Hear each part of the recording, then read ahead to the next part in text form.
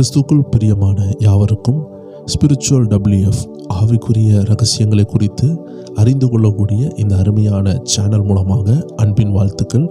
இந்த சேனலில் ஆண்டவரை பற்றியும் ஆவிக்குரிய ரகசியங்களை பற்றியும் பிசாசனுடைய தந்திரங்களை பற்றியும் பரலோக ராஜ்யத்தை பற்றியும் நரகத்தை பற்றியும் அநேக காரியங்கள் இந்த அருமையான சேனலில் வெளிவந்து கொண்டிருக்கிறது. இன்று நாம் பார்க்க போகிறது ஒரு ஊழியர், அவருடைய வாழ்க்கையில் நடந்த ஒரு உண்மையான சம்பவத்தை நாம் பார்க்க போகிறோம். அந்த ஊழியரை கர்த்தருடைய ஆவியானவர் நரகத்திற்கும் பரலோகத்திற்கும் கொண்டு போன ஒரு அருமையான சாட்சியை நாம் பார்க்க போகிறோம். இதில் நாம் ஒரு அருமையான சத்தியத்தையும் நாம் கற்றுக்கொள்ள போகிறோம். வேதத்தில் கூட பார்க்கும் பொழுது லாசரு என்ற ஒடுக்கப்பட்ட ஒரு தரித்திரமுள்ள ஒரு பாவப்பட்ட ஒரு மனிதன் மரிக்கிறார். அவர் பரதேசிக்கு செல்லுகிறார். ஆபிரகாமுடைய மடியில் இருக்கிறதை உவமைகள் மூலமாக இயேசு கிறிஸ்து பேசும் பொழுது அந்த வசனங்களை நம்மளால் பார்க்க முடிகிறது. அதே போல ஐஸ்வர்யவான் மரிக்கிறான். மரித்து அவன் பாதாளத்துக்கு செல்லுகிறான். பாதாளத்தில் சென்று அவன் வானத்தை அண்ணாந்து பார்க்கும் பொழுது பரதேசியில் ஆபிரகாமுடைய மடியில் கஷ்டப்பட்ட அந்த லாசரு இளைப்பாறுகிறதை பார்த்து அவனுடைய விரல்ல கொஞ்சம் தண்ணியை தொட்டு அந்த பாதாளத்தில் எரிந்து கொண்டிருக்கிற அந்த பணக்காரனாகிய அந்த ஐஸ்வர்யவானுடைய நாவை குளிர பண்ண அவன் கெஞ்சுகிறான். அந்த பாதாளத்தில் உள்ள ஐஸ்வர்யவான் சொல்லுகிறான், இங்க ரொம்ப அக்னி ஜாலையா இருக்குது, அது பாதாளம் தான், ஆனால் அங்கேயும் அக்னி ஜுவாலை இருக்கிறதுன்னு அவன் அங்கே விவரிக்கிறான். அந்த உவமையில் இயேசு அங்கே பதிவிட்டிருக்கிறார். ஸோ அப்படி என்றால் பரலோகம் நரகம் என்பது கண்டிப்பாக இருக்கிறது. அது மட்டும் அல்ல, ஆண்டவராகிய இயேசு கிறிஸ்து அந்த உவமையில் ஒரு ரகசியத்தை வெளிப்படுத்தினார். ஸோ இந்த பணக்காரன் ஐஸ்வர்யவான் ஏதோ ஒரு பாவத்தினால் அவன் பாதாளத்தில் தள்ளப்பட்டு அவன் அக்னி ஜுவாலையினால் அவன் உபத்திரப்பட்டு கொண்டிருக்கும் பொழுது அவனுக்கு ஒரு நல்ல எண்ணம் உண்டாகுகிறது. அவனுக்கு 5 சகோதரர்கள் இருந்தார்களாம். அந்த 5 சகோதரர்களையும் காப்பாற்ற வேண்டும் என்று ஆபிரகாம் இடத்தில் இந்த ஐஸ்வர்யவான் கோரிக்கை வைக்கிறார். ஆபிரகாம் சொல்லுகிறார், மரித்தோரில் இருந்து லாசருவை அனுப்பினாலும் அவர்கள் விசுவாசிக்க மாட்டாங்க. ஏனென்றால் இந்த ஐஸ்வர்யவான் சொல்லுகிறார், எப்படியாவது இந்த லாசருவை அனுப்பும், மரித்தோரில் இருந்து ஒருத்தர் போய் சொன்னா அவங்க நம்புவாங்க என்று சொல்லுகிறார். ஆனால் தேவ ஜனமே, ஆபிரகாம் என்ன சொல்லிவிட்டார் என்றால், அப்படி மரித்தோரிலிருந்து ஒருத்தர் போனாலும் அவங்க நம்ப மாட்டாங்க. அங்கே இருக்கிற ஊழியர்களுக்கு அவர்கள் விசுவாசிக்கவில்லை என்றால் இங்கே மரித்தோரிலிருந்து ஒருத்தர் போனால் கூட நம்ப மாட்டாங்க என்று சொல்லி அந்த கான்வர்சேஷன் முடிகிறது. இதிலிருந்து என்ன புரியுதுன்னா, ஒரு ஆள் மரிக்கிறாரு, அந்த ஆள் பரலோகத்தை நரகத்தை தரிசிக்கிறாரு. அவர் சாட்சியா சொன்னாலும் மனுஷ குலத்தினுடைய மனநிலை எப்படி இருக்கும் என்றால் அவர்கள் நம்ப மாட்டார்கள். அதை வேதம் ஆல்ரெடி சொல்லிவிட்டது. ஆனாலும் இன்னைக்கு நம்ம ஒரு சாட்சியை பார்க்க போகிறோம். விசுவாசம் உள்ளவர்களுக்கு சாட்சி உண்மையா இல்லையா என்று அவர்களுடைய இருதயமே அவர்களுக்கு உணர்த்தும், அவர்களுக்கு புரிய வைக்கும். இன்னைக்கு அநேக மாற்று மத சகோதரர்களால் ஆண்டவரை ஏன் விசுவாசிக்க முடியவில்லை என்றால் அதற்கு காரணம் விசுவாசத்தை அவர்கள் புரிந்து கொள்ளவில்லை. ஏனென்றால் குறிப்பிட்ட மக்கள் சொல்லுகிற காரியம் என்னவென்றால், நீங்கள் ஆராதிக்கிறது 3 கடவுள் என்று சொல்லுகிறார்கள். பிதா, குமாரன், பரிசுத்த ஆவி என்று அவர்கள் அந்த 3 நபரையும் 3 நபர்களாக 3 தெய்வங்களாக சொல்லுகிறார்கள்.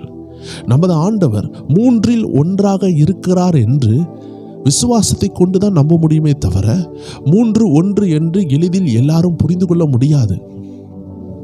அவர்கள் 3 பேராக இருந்தாலும் ஒரே தன்மை உடையவர்களாக ஒருவராக இருக்கிறார் என்பது விசுவாசம். நம்முடைய மாற்று சகோதரர்களுக்கு, ஆண்டவர் அறியாத ஜனங்களுக்கு, அவர்களுக்கு விசுவாசம் இல்லாத ஒரே காரணத்தினால் அவர்களால 3இல் ஒன்றாய் இருக்கிற தேவனை புரிந்து கொள்ள முடியாமல் போகிறார்கள். அவர்கள் சொல்லுகிறார்கள், நீங்கள் 3 கடவுளை ஆராதிக்கிறீர்கள் என்று சொல்லுகிறார்கள். ஆனால் ஆவியில் மறுபடி பிறந்தவர்களுக்கு, ரட்சிக்கப்பட்டவர்களுக்கு இது ஒரு கடினமான விஷயம் அல்ல. என் ஆண்டவர் 3 நபராக இருந்தாலும் 3இல் ஒன்றாக ஜொலிக்கிறார் என்று நம்மளால் அழகாக புரிந்து கொள்ள முடிகிறது. ஏனென்றால் பிதாவாகிய தேவன் ஒரு தனி நபராக இருக்கிறார். கிறிஸ்து ஒரு தனி நபராக இருக்கிறார். பரிசுத்த ஆவியானவர் ஒரு வல்லமை கிடையாது. இன்னைக்கு அநேகர் என்ன நினைக்கிறாங்க, பரிசுத்த ஆவியானவர் ஒரு வல்லமை என்று நினைக்கிறாங்க. அவர் ஒரு காற்றா இருக்கிறார் என்று நினைக்கிறாங்க. அவர் ஒரு புறாவை போல இருக்கிறார் என்று நினைக்கிறாங்க. அவர் ஒரு அக்னி நாவை போல் இருக்கிறார் என்று நினைக்கிறாங்க. ஆனால் அவர் ஒரு தனி நபராக இருக்கிறார் என்று அநேகருக்கு தெரியாது. அநேக தேவ பிள்ளைகள் பரிசுத்த ஆவியானவரை ஒரு வல்லமை என்று தான் நினைக்கிறாங்க. அவர் ஒரு வல்லமையான நபர். he has a personality. அதை அநேகரால நம்ப முடியாது, அநேகருக்கு அது தெரியாது. பிதா, குமாரன், பரிசுத்த ஆவி 3 பேரும் 3 பெர்சனாலிட்டி உடையவர்கள். அதனால்தான் ஒரு குறிப்பிட்ட இடத்துல இயேசுநாதர் சொல்வாரு, என்ன நீங்க பரியாசம் பண்ணாலும் அது மன்னிக்கப்படும், ஆனால் பரிசுத்த ஆவியை பரியாசம் பண்ணினால் அது மன்னிக்கப்படாது, அது இம்மையிலும் மன்னிக்கப்படாது, அது மறுமையிலும் மன்னிக்கப்படாது என்று இயேசு கிறிஸ்து சொன்னார். ஏனென்றால் மூவரும் மூன்று நபராக இருந்தாலும் ஒரே தன்மை உடையவர்களாக இருக்கிறாங்க, ஒரே உருமனம் உடையவர்களாக இருக்கிறாங்க, மூன்றில் ஒன்றாக இருக்கிறாங்க. இந்த மூவரும் சேர்ந்தால்தான் இறைவனாக, தேவனாக, கர்த்தராக இருக்கிறார்கள். உங்களை கூட பாருங்கள், ஆண்டவர் தம்முடைய சாயல்ல உங்களை படைத்தார். உங்களுக்குள்ளாடி பாருங்கள், மனிதன் என்று சொன்னால் ஆவி, ஆத்துமா, சரீரம் உடையவன். ஸோ ஆவி, ஆத்துமா, சரீரம் என்ற மூன்றை சேர்ந்தவன் தான் மனிதன். ஆண்டவரை போல படைத்தார் மனிதனை. ஸோ மூன்று காரியங்களும் ஒரே மனிதனுக்குள்ள இருக்கிறது. உங்க ஆவிக்குரிய மனுஷன் ஒரு தனி மனுஷனா இருக்கிறான், புறம்பான மனுஷன் ஒரு தனி மனுஷனாக இருக்கிறான். ஆத்துமா இவ்விரண்டுக்கு இடையில் இருக்கிறது. இந்த மூவரும் சேர்ந்தால்தான் ஒரு மனிதனாக மாறுகிறார்கள். இதை எவ்வாறு நாம் புரிந்து கொள்கிறோமோ இதே போல கடவுளுக்கும் ஒரு மூவொருமை தன்மை இருக்கிறது என்பதை நம்முடைய விசுவாசத்தை கொண்டு நம்மளால புரிந்து கொள்ள முடிகிறது. ஸோ இன்னைக்கு அநேக காரியங்கள் விசுவாசிக்கப்பட வேண்டியவைகளை விசுவாசம் இல்லாத நபர்கள் கிட்ட போகும் பொழுது அவர்களால் அது புரிய முடியாது. வேதத்தில் உள்ள எந்த காரியத்தையும் புரிந்து கொள்ள வேண்டும் என்றால் முதலாவது பரிசுத்த ஆவியினுடைய துணை வேண்டும், இரண்டாவது உங்கள் இருதயம் திறக்கப்பட்டிருக்க வேண்டும், மூன்றாவது திறக்கப்பட்ட இருதயத்தில் விசுவாசம் இருக்க வேண்டும். அப்பொழுதுதான் வேதம் சொல்லுகிறதை நம்மளால் ஏற்றுக்கொள்ள முடியும். ஸோ இந்த அருமையான சாட்சியை கேட்கும் பொழுது முதலாவது நீங்கள் ஒரு நல்ல சத்தியத்தை கற்றுக்கொள்ள வேண்டும் என்று ஜெபத்தோடு கேட்பீர்கள் என்றால் கர்த்தருடைய ஆவியானவர் உங்களுக்கு புரிதலை தருவார். சந்தேகத்தோடு அல்ல, நல்ல திறந்த மனசோடு பரிசுத்த ஆவியானவரே என்னோடு பேசும் என்று சொல்லி பாருங்கள், ஆவியானவரே என்னோடு இடைப்படும் என்று சொல்லி பாருங்கள். அப்பொழுது ஒவ்வொரு காரியம் உங்கள் இருதயத்தில் செல்லும், நல்ல நிலத்தில் விதைக்கப்படும், 100ஆக 60ஆக 30ஆக பலன் கொடுக்கும். இன்னைக்கு நம்ம பார்க்கக்கூடிய ஒரு அருமையான சாட்சி, இது ஒரு நடந்த சம்பவம். தேவ ஜனங்களே, ஒரு ஊழியரோ ஒரு தேவ பிள்ளையோ பொய் சொல்லி ஒரு சத்தியத்தை அறிவித்து அவர்களுக்கு ஒரு லாபம் இல்லை. பவுல் அழகா சொல்லுகிறார், நாங்க பொய் சொல்லி ஒரு சத்தியத்தை அறிவித்தால் பொய்யினால் ஆண்டவர் அறிவிக்கப்படுவார்னா அதனால லாபம் என்ன? ஒரு லாபம் கிடையாது. நம்ம ஆண்டவரை அறிவிக்கிறோம், அதுல ஒரு பொய்யும் புரட்டு சொல்லி ஆண்டவர் அறிவிக்க வேண்டியது அவசியமே கிடையாது. ஆவிக்குரியவர்களுக்கு ஆவிக்குரிய விஷயங்கள் எளிமையாக புரியும். ஆனால் ஜென்ம சுபாவம் உள்ள எல்லா மனிதர்களுக்கும் இது புரியாது. எல்லா மனிதர்களுக்கும் ஜென்ம சுபாவம் உண்டு. ஆனால் என்னைக்கு மறுபடி பிறக்கிறார்களோ, என்னைக்கு வேத வசனம் அவர்களுக்குள்ள கிரியை செய்ய ஆரம்பிக்கிறதோ அது அவர்களுக்கு எளிமையாக மாறிவிடுகிறது. நிக்கோதேமோ பார்த்து ஆண்டவர் சொன்னாரு, மறுபடி பிறக்கிறத குறித்து சொன்ன போதே நீ ஆடி போய்விட்ட, அசந்து போய்விட்ட, இனியும் பரலோக காரியங்களை குறித்து சொன்னால் நீ எப்படி விசுவாசிப்ப அப்படின்னு கேட்கிறார். காரணம் என்ன? பரலோக ராஜ்யத்தில் அவ்வளவு விஷயங்கள் இருக்கு தேவச்சனமே. அந்த காரியங்களை குறித்து அறிய வேண்டும், ஆண்டவரோடு பேச வேண்டும், ஆண்டவரோடு உறவாட வேண்டும் என்று உங்க உள்ளம் தாகித்தால் மட்டும்தான் இந்த அருமையான சத்தங்கள் உங்களுக்கு பிரியமாக மாறும். ஒரு 5 நிமிடத்தில் நான் சிலதை கலெக்ட் பண்ணிட்டு போனோம். I want to collect some materials. நான் சில அண்டர்ஸ்டாண்டிங் பெற்றுக்கொள்ள வேண்டும் என்று நீங்கள் விரும்பினால் இந்த வீடியோ உங்களுக்கு புரியாது. ஜெபத்தோடு ஆண்டவரை என் வாழ்க்கை மாறணும், எனக்கும் சில ஆவிக்குரிய ரகசியங்கள் பெற்றுக்கொள்ள வேண்டும், என் வாழ்க்கையில கர்த்தர் என்னோடு பேசணும் விரும்புகிற சில ரகசியங்கள் உண்டு என்றால் அந்த ரகசியங்களை நான் பெற்றுக்கொள்ள வேண்டும் என்று ஒரு நல்ல மனப்பான்மையோடு நல்ல ஜெபத்தோடு நீங்கள் இந்த சத்தியத்தை கேட்டால் உங்களுக்கு சில ரகசியங்களை கர்த்தர் வெளிப்படுத்துவார். தூற்றுகிறவர்கள் தூற்றுவார்கள், ஆவிக்குரியவைகளை புரியாதவர்கள் புரியாத வண்ணமாக பேசுவார்கள். ஆனால் புரிந்த நாமோ அதற்கு நேராக, ஆவிக்குரிய ரகசியங்களுக்கு நேராக, கர்த்தருடைய சித்தத்துக்கு நேராக நாம் செல்ல வேண்டும். பவுல் அப்போஸ்தலர் சொல்லுகிறார், அவர் ஒரு மனிதனை அறிந்தாராம், அந்த மனிதன் 3வது வானத்திற்கு வரைக்கும் சென்று வந்தார். அநேகர் சொல்லுகிறாங்க அது வேற யாரும் இல்லை, அது பவுல் தான் என்று சொல்லுகிறார்கள். அந்த வசனங்களை வாசிக்கும் பொழுது நமக்கு புரிகிறது. ஆனால் பெருமை பாராட்ட அவருக்கு மனசு இல்லாமல் அவர் எளிமையாக சொல்லுகிறார், பரலோகத்தில் சென்று பார்த்து வந்தாராம். அவர் சரீரத்தில் இருந்தாரா ஆவியில் இருந்தாரா என்றெல்லாம் அவரால் பகுத்தறிய முடியவில்லை. ஆனால் 3வது வானம் வரைக்கும் செல்லப்பட்ட ஒரு மனிதனை அறிவேன் என்று சொல்லுகிறார். அப்படிப்பட்ட காரியங்களை குறித்து பெருமை பாராட்டுவேன் என்று சொல்லுகிறார். இது சாதாரண விஷயம் அல்ல. ஆண்டவர் எல்லாரையும் பரலோகம் நரகம் என்று காட்ட மாட்டார். நல்ல ஜெபத்தில் தரித்திருக்கிறவர்கள், தேவனோடு உறவாடுகிறவர்களை கர்த்தர் இந்த ரகசியங்களை வெளிப்படுத்தி காட்டுகிறார். ஆம் தேவ ஜனமே, நமது அருள்நாதர் இயேசு ராஜா கூட மறுரூப மாலையில மறுரூபம் ஆகும் பொழுது தன்னோடு இருந்த சீசர்கள்ட்ட சொல்றாரு, நான் மரித்து உயிரோடு எழும்பும் வரைக்கும் இந்த ரகசியத்தை வெளியே சொல்லாதீர்கள் என்று சொல்லுகிறார். ஏனென்றால் ஆவிக்குரிய ரகசியங்களை வெளியே சொன்னால் அநேகர் பொய் சொல்றாங்க என்று சொல்வார்கள், அநேகர் வியாபாரம் பண்ணுகிறார்கள் என்று சொல்வார்கள். ஆம் தேவ ஜனமே, அநேகருக்கு ஆண்டவர் ஆவிக்குரிய ரகசியங்களை வெளிப்படுத்துகிறார். அதை வெளியே வந்து சொல்லும் பொழுது மக்கள் பரியாசம் பண்ணுகிறார்கள். தேவ ஜனங்களே, தயவு செய்து ஆவிக்குரிய காரியங்களை பரியாசம் பண்ண வேண்டாம். அது நடந்ததா இல்லையா என்று கர்த்தர் கணக்கு கேட்பார். வேதத்தில் அதுக்குள்ள காரியங்கள் இருக்கிறது, அப்படி நடக்கிறது என்று வேதம் சொல்லுகிறது. பாருங்கள், இயேசுவின் இரத்தத்தினால் கழுவப்பட்ட தேவ மனிதன் தான் யோவான். வெளிப்படுத்தல் புஸ்தகத்தை கர்த்தர் யோவானுக்கு கொடுத்தார். யோவானும் இயேசுவின் இரத்தத்தினால் கழுவப்பட்ட தேவ மனிதன் தான். யோவானும் பரிசுத்த ஆவியினால் நிரப்பப்பட்டவர் தான். அவருக்கு ஆண்டவர் பரலோக காரியங்களை காட்டி கொடுத்தார் என்றால் ஏன் உங்களுக்கு காட்டக்கூடாது? ஏன் யோவானை காட்டிலும் நீங்கள் குறைந்தவர்களா? யோவானும் இயேசுவின் இரத்தத்தினால் தான் கழுவப்பட்டார். நீங்களும் இயேசுவின் இரத்தத்தினால் தான் கழுவப்பட்டிருக்கிறீர்கள். ஆண்டவர் ஏன் உங்களுக்கு காட்டக்கூடாதா? உங்களுக்கு காட்டினதை நீங்கள் வெளியே சொல்லும் பொழுது உலகம் ஏற்றுக்கொள்ளாது. அதை தான் லூக்கா 16 நீங்கள் பார்க்க முடியும். லூக்கா 16:31 பாருங்கள். அதற்கு அவன், அவர்கள் மோசேக்கும் தீர்க்கதரிசிக்கும் செவிகொடாவிட்டால் மரித்தோரிலிருந்து ஒருவன் எழுந்து போனாலும் நம்ப மாட்டார்கள் என்று சொன்னான் என்றார். ஆம் தேவ ஜனமே, இன்னைக்கு நான் பேசுகிறதை நீங்கள் கேட்டுக்கொண்டிருக்கிறீங்க. இதை விசுவாசிக்கிற எல்லாராலும் சில ஆவிக்குரிய விஷயங்களை ஏற்றுக்கொள்ள முடியும். வேதம் என்ன சொல்லுதுன்னா, மோசேக்கும் தீர்க்கதரிசிகளுக்கும் அவர்கள் செவி கொடுக்கவில்லை என்றால் மரித்தோரில் இருந்து ஒருத்தன் சென்றாலும் விசுவாசிக்க மாட்டார்கள். இன்னைக்கு நம்ம பார்க்க போகிற சாட்சி, மரித்தோரில் இருந்து ஒரு ஆள், மரிக்க போன நபர், அவர் சரீரம் மரித்து அடக்கம் பண்ணப்பட்டு விட்டது. ஆனால் ஒரு 2-3 நாள் ஆகும் பொழுது அதற்குள் ஜீவன் வந்து வெளியே கொண்டு வந்த ஒரு அற்புதமான சாட்சியை தான் நாம் பார்க்க போகிறோம். இதை எல்லாராலும் நம்ப முடியாது. மோசேக்கும் தீர்க்கதரிசிக்கும் செவி கொடுக்கிறவர்களால் மட்டும்தான் இதை நம்ப முடியும். அப்படி என்றால் என்ன? கர்த்தருடைய ஆவியானவருடைய சத்தத்துக்கு கீழ்ப்படுகிறவர்கள், கர்த்தருடைய ஆவியானவர் பேசுகிறார் என்று நம்புகிறவர்கள், ஊழியர்கள் பேசும் பொழுது பரிசுத்த ஆவியானவர் பேசுகிறார் என்று நம்புகிறவர்களால் மட்டும்தான் இதை ஏற்றுக்கொள்ள முடியும்.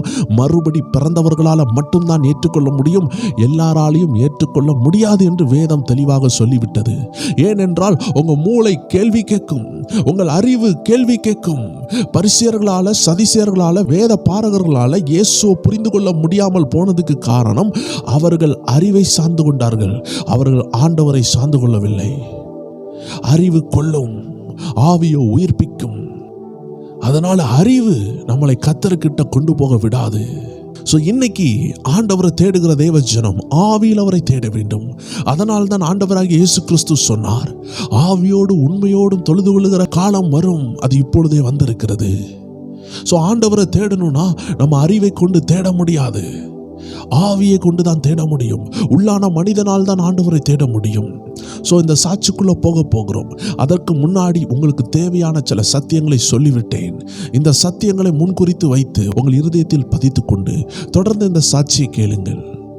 இந்த சாட்சியின் மூலமாக ஆண்டவர் அநேக காரியங்களை உங்கள் இருதயத்தில் பலப்படுத்துவார், உங்கள் இருதயத்தில் போடுவார். அது உங்கள் எதிர்காலத்திற்கும் உங்கள் பரலோக பயணத்திற்கும் ரொம்ப உதவியாக இருக்கும்.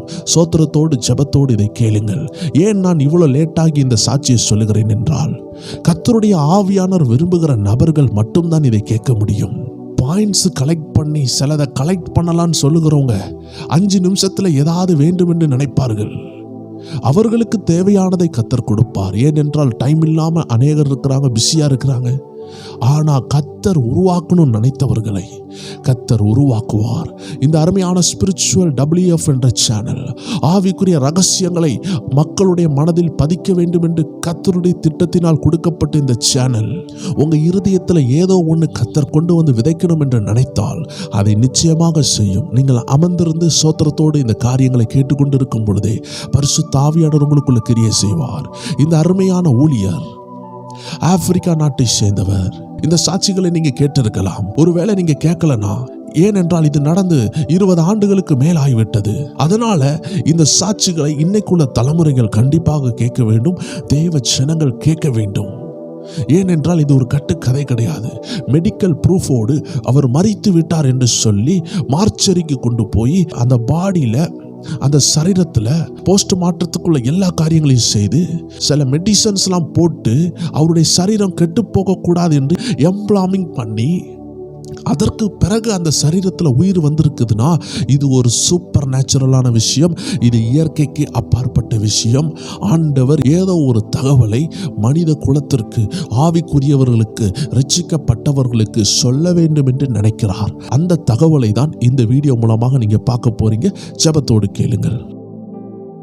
ஒரு அருமையான ஒரு பாஸ்டர், ஒரு ஊழியக்காரர் ஒரு நல்ல ஊழியத்தை செய்து கொண்டிருக்கிறார். அவருடைய வாழ்க்கை ரொம்ப சமாதானமாக சென்று கொண்டிருக்கிறது. குடும்பம் அருமையாக செல்லுகிறது. ஊழியம் அழகாக செல்லுகிறது. இந்த மாதிரி நேரத்தில் அவருடைய வாழ்க்கையில சத்துருவனுடைய ஒரு பெரிய புயல் அடிக்கிறது. அந்த புயல் வேற ஒன்றுமே இல்லை. 2 காரியம் இருக்கிறது. ஒன்று கோபம், ஒன்று மன்னிக்காத தன்மை. வேதம் சொல்லுகிறது, ஒரு ஊழியர் தன் சொந்த குடும்பத்தை நடத்த தெரியவில்லை என்றால் அவரால் ஊழியம் செய்ய முடியாது என்று வேதம் சொல்லுகிறது. ஊழியத்தை அழகாக செய்து கொண்டிருந்த மனிதன் எல்லா ஜனங்களையும் விசாரித்து ஊழியத்தை அருமையாக செய்து ஒரு நல்ல போதகனாக வாழும் பொழுது சத்துருவனுடைய தந்திரம் வருகிறது. இன்னொரு விதத்தில் சொல்ல போனால் ஆண்டவர் ஒரு டெஸ்ட் வைக்கிறார். சத்துரு மூலமாவே ஒரு டெஸ்ட் வைக்கட்டுமே. இந்த தேவ மனிதன் கோபப்படாம மன்னிக்கிறவராக இருந்திருந்தால் அவர் வாழ்க்கை மாறியிருக்கும். ஆனால் இந்த நல்ல தேவ மனிதன் நல்ல ஊழியம் செய்தார். ஆனால் குடும்பத்துக்குள்ளாடி ஒரு பிரச்சனை வந்ததுனால அந்த பிரச்சனை அவரை மரணத்துக்கு நேராக கொண்டு செல்கிறது, ஒரு விபத்துக்கு நேராக கொண்டு செல்கிறது. இந்த அருமையான தேவ மனிதனுடைய பெயர் டேனியல் எக்கெச்சுக்கோ. நம்ம இவரை டேனியல் என்று அழைக்க போகிறோம். ஏனால் அவர்கள் நாட்டில் உள்ள அவர்கள் பெயரை கரெக்டாக நம்மளால் சொல்ல முடியாமல், உச்சரிக்க முடியாமல் இருக்கலாம். நமக்கு தெரிந்த அருமையான பெயர் டேனியல். தானியலை டேனியல் என்று அழைக்கிறார்கள். நம்ம டேனியல்னு சொல்ல போகிறோம். இந்த அருமையான டேனியல் பாஸ்டரை ஆண்டு அழைத்திருந்தார். ஆனால் அவர்களுடைய வாழ்க்கையில் கணவருக்கும் மனைவிக்கு இடையில ஒரு சின்ன கருத்து வேறுபாடு வருகிறது. ஆம் தேவஜனமே, நம்ம ஆண்டுடைய சிறப்பு என்ன தெரியுமா? ஒரு குறிப்பிட்ட சாட்சியை உருவாக்குவார். அந்த சாட்சியை லட்சங்களுடைய வாழ்க்கையில இம்பாக்ட் பண்ண, பதிவு பண்ண, ஆசீர்வாதமா மாற, சாட்சியா மாற ஆண்டு ஆசீர்வதிக்கிறார். ஏனென்றால் ஆண்டவருக்கு எல்லாரையும் பரலோகத்துக்கு நரகத்துக்கு கொண்டு போகணும் என்று கட்டாயம் கிடையாது. எல்லாரையும் பரலோகத்துக்கு நரகத்துக்கு கொண்டு போனால் எல்லா கிறிஸ்தவர்களும் வந்து சாட்சி என்ன சொல்வார்கள்? நான் நேற்றுக்கு பரலோகத்துக்கு போயிட்டு வந்தேன், நான் நேற்றுக்கு நரகத்துக்கு போயிட்டு வந்தேன் என்று சொல்லி கொண்டிருப்பார்கள். கிறிஸ்தவத்துக்குள்ள கலவரம் உண்டாகிவிடும். ஆண்டு ஏதோ ஒரு நபரை சூஸ் பண்ணுவாரு. அந்த சாட்சிகளை கேட்கும் பொழுது நமக்கு ஆச்சரியமா இருக்கும். நான் கூட சமீபத்தில் நம்ம தமிழ்நாட்டில் ஒரு சகோதரிய ஆண்டவர் இப்படிப்பட்ட ஒரு சாட்சியை சொல்ல உதவி செய்திருந்தார். என்னுடைய ஓர்மை சரி என்றால் ஜெபம் டிவி என்ற சேனல்ல அவங்க சாட்சியை பதிவிட்டு இருந்தாங்க. எப்படி அவர்கள் நரகத்தை தரிசித்தார்கள், எப்படி அந்த கொடூரமான பாவத்திலிருந்து அவர்கள் விடுதலை ஆனாங்க, ஆண்டவர் அவங்களுக்கு ஒரு மறுஜீவனை கொடுத்தார் என்று சாட்சி பதிவிட்டு இருந்தாங்க. ஆம் தேவ ஜனமே, வெளிநாட்டில் மட்டுமல்ல நம்ம தேசத்திலையும் நடந்து கொண்டுதான் இருக்கிறது. ஆனால் பல நேரம் நமக்கு இந்த சாட்சி வந்தடையாமல் போகிறது. இன்னைக்கு ஆண்டோடைய கிருபையினால இந்த பாஸ்டர் டேனியலுடைய லைஃப்ல, அவருடைய வாழ்க்கையில வந்த புயல் அவரை என்ன செய்தது, எங்க கொண்டு போனது, எப்படிப்பட்ட மாற்றத்தை தந்தது என்று நாம் தெளிவாக பார்த்து கொண்டிருக்கிறோம். ஒரு குறிப்பிட்ட வருடத்தில் ஒரு கிறிஸ்மஸ் நாள் வருது. இவர் சந்தோஷமாக இருந்து கொண்டிருக்கிறார். ஆனால் மறைமுகமாக அவருடைய உள்ளத்தில் ஒரு கோபம், மனைவி மேல ஒரு கோபம், ஏதோ ஒரு இஷ்யூ ஆகுது. இதனால மனைவி மேல கோபத்தினால ஒரு குறிப்பிட்ட வியாழக்கிழமை நைட்டு அவர் கதவை அடைத்து வீட்டுக்குள்ள போகிறவர் மனைவி கதவை தட்டினால் திறக்கவே இல்லை. அடுத்த நாள் காலையில் ஆகுது, வெளியே வருகிறார். மனைவி குட் மார்னிங் சொல்றாங்க. அந்த காலை வணக்கங்கள் சொன்னாலும் அவர் அதை ஏற்றுக்கொள்ளவில்லை. கோபத்தோடு வெளியே செல்லுகிறார். இவ்வாறாக கோபத்தோடு வெளியே செல்லும் பொழுது கண்டிப்பாக அந்த ஊழியருக்கு பின்னாடி ஒரு கோபத்தின் ஆவி கிரியை செய்திருக்கும். ஆம் தேவச்சனமே, ஊழியம் செய்யும் பொழுது பல ஆவிகள் நம்மளோடு போராடும். ஆவிகளோடு போராடுறதுக்கு கர்த்தர் நம்மளை அழைத்திருக்கிறார். அதனால்தான் வேதம் சொல்லுகிறது, பலவானை முந்தி கெட்டினால் ஒழிய. நம்ம கெட்டாமல் போய்விட்டா அவன்கிட்ட ஒன்றும் நம்மளால சுதந்திரிக்க முடியாது. அவன் நம்முடைய அநேக ஆசீர்வாதங்களை திருடி வைத்திருக்கிறான். தேவ ஜனங்களை கட்டி வைத்திருக்கிறான். வேதத்தில் கூட ஆபிரகாமின் மகள்னு சொல்லப்படுகிற அந்த சகோதரியை கர்த்தராகிய இயேசு விடுதலையாக்கினார். பிசாசு 18 வருடங்களாக கட்டி வைத்திருந்தான். ஊமையும் செவிடு உள்ள ஒரு ஆவியை இயேசு விரட்டினார். சில வியாதிகள், சில போராட்டம் பிசாசினால் வருகிறது. அதனால்தான் நாம் ஜெபிக்க வேண்டியதா இருக்கிறது, பிசாசை விரட்ட வேண்டியதா இருக்கிறது.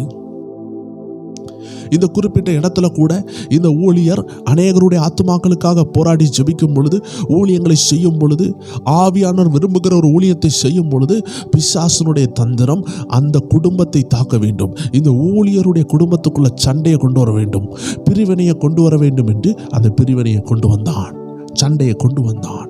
மனைவிக்கும் கணவருக்கும் சண்டை. விசுவாசிகளிடம் சொல்ல முடியுமா? சொல்ல முடியாது. கேவலமான நிலை. அந்த பாஸ்டர் கோபத்தோடு வெளியே செல்லுகிறார். அது கிறிஸ்துமஸ் நாட்களாக இருக்கிறது. எல்லார்ட்டையும் அன்பா பேசுகிறார், வெளியே பார்க்கிற எல்லார்ட்டையும் அன்பா இருக்கிறார். ஆனா உள்ளத்துக்குள்ள போகிற அந்த ஆவிக்குரிய போராட்டம், மனைவியை மன்னிக்க முடியாத அந்த கோபம் அவருக்கும் ஆண்டவருக்கும் மட்டும்தான் தெரியும். பிசாசு இதை கண்டு வேடிக்கை பார்த்து கொண்டிருக்கிறான். இவ்வாறாக இவர் வெளியே சென்று எல்லா காரியங்களையும் முடித்துவிட்டு வீடு திரும்பலாம் என்று வாகனத்தை செலுத்தும் பொழுது, வாகனம் அந்த ஆப்பிரிக்கா ரோடு சொல்லப்படுகிறது. அந்த ஆப்பிரிக்காவில் உள்ள எல்லா பாதைகளும் பார்க்கும் பொழுது ரொம்ப கரடுமுரடான பாதைகள். சில சின்ன சின்ன தெருக்கள்லாம் பார்க்கும் பொழுது ரொம்ப பள்ளங்களா இருக்கும். ஆனால் இந்த அருமையான ஊழியர் நன்றாக வாகனத்தை ஓட்ட அறிந்தவர். ஆனால் அன்றைய நாள் அவருடைய வாகனத்தில் ஏதோ ஒரு பிரச்சனை உண்டாகி விடுகிறது. ஆம் தேவச்சனமே, நம்ம பிசாசுக்கு இடம் கொடுக்கும் பொழுது, அது யாராக இருந்தாலும் சரி, அது எவ்வளவு வல்லமையான ஊழியராக இருந்தாலும் சரி, பிசாசுக்கு இடம் கொடுத்தால் அவன் உள்ள வந்து அவனுடைய 3 காரியங்களை செய்வான். அவன் 1 திருடுவான், கொல்லுவான், அழிப்பான். 3 காரியங்களுக்கு தலைவன். அவன் திருடனா இருக்கிறான். அவன் காரியங்களை அழித்து போடுவான், நாசாக்கி விடுவான். அவன் திருடவும் கொல்லவும் அழிக்கவுமே வருகிறானே அன்றி வேறொன்றுக்கும் வரான். பாருங்கள், பிசாசுக்கு இடம் கொடுத்தவுடன் கார் செயலிழக்கிறது. இந்த ஆவிக்குரிய போர்க்களத்தை குறித்து, இந்த ஆவிக்குரிய ரகசியங்களை குறித்து அறிந்து கொள்ளுகிற இந்த அருமையான சேனல்ல பதிவிடுகிற எந்த காரியமா இருந்தாலும் அதை முழுமையாக நீங்க கேட்கும் பொழுது அதுல இருந்த அநேக ஆவிக்குரிய ரகசியங்களை கர்த்தருடைய ஆவியானவர் உங்களுக்கு கொடுப்பார் என்பதில் சந்தேகமே இல்லை. ஆம் தேவச்சனமே, மல்டி விட்டாமின்ஸ் சொல்லுவாங்க. எல்லாம் சேர்ந்த ஒரு ஆசீர்வாதம் இந்த அருமையான ஸ்பிரிச்சுவல் WF என்ற சேனல் மூலமாக கர்த்தருடைய ஆவியானவர் கொடுத்து கொண்டிருக்கிறார். ஏனென்றால் ஒரு குறிப்பிட்ட காரியத்தை மட்டும் நாம் பெற்றுக்கொள்ள அழைக்கப்படவில்லை.